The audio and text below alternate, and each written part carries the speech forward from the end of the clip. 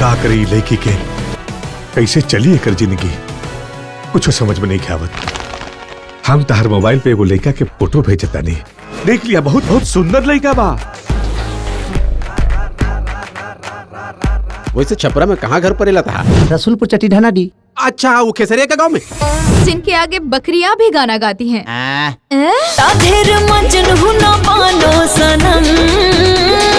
Mummy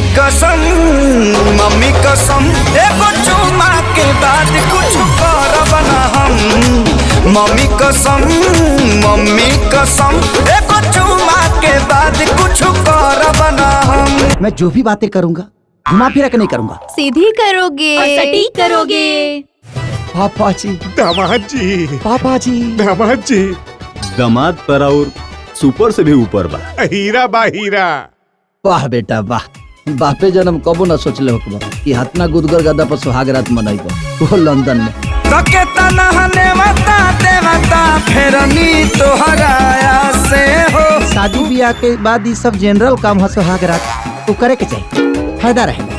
उपासे रही का गिलभ के लगन में हमर चलता घरवा से हो।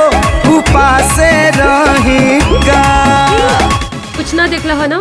और सब तो ठीक ठाक बा, लेकिन जौन हो तिल बा न बहुत सही जगह पर बा। का भइल? पापा जी कुछ कैश पैसा के जरूरत बा हमके। कितना पैसा चाहिए? जी कितना बावे? 100 पाउंड बा। चाहे देता नहीं लगे। उसको झूठ बोलने के अलावा पैसा लूटने के अलावा कुछ भी नहीं आता। कसम खा ले बाड़ा का कि ना सुधरबा। माने तोहरा ऐसा कहे लगता। हेलो, ई क्या? जी जी ये हमार नौकर। पापा जी बहुत ज्यादा होता। हम यहाँ संतोष करे नहीं की आई, माल कमाई आयल बनी। बाबू हाँ तारा का लागता कि आग सिर्फ तू ही जला रहल बाड़ा का?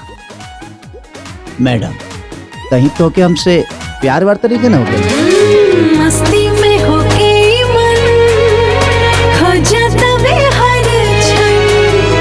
केहू होई कैसन जेके बनैती सजन। बात दिल बाटे ओकरे से कहती कि तोहरा ओढ़नी पबोल देती धावा बुरवैया के जे हवा रहती। टॉयलेट की बदबू कहाँ से आ रही है? बंद कर जो। ये हमार प्रॉपर्टी के पेपर बा जे हम तोहरा और दामाद जी के नाम कर दिले बनी। बैंक अकाउंट से 5 लाख पाउंड के ट्रांसफर। अरे बैंक ट्रांसफर भी उहे करे ले पापा। बहुत तकलीफ के ले बड़ू तू हमरा के, हमरा सारा अरमान पर पानी फिर दे। चलते समझना पैसा के अलावा कुछ न दिखेला तारा। ऐसे मत करी चाचा जी, हमरा बहन के जिंदगी बर्बाद हो जाए। कहाँ लेके आई हाय जिंदगी। कहाँ लेके आई। 2 लाइन तो इंग्लिश में नहीं बोल सकत, अपनी औकात में रहा। हमरा के कुकुर खानी जा रही हो, हमरा दुख होला।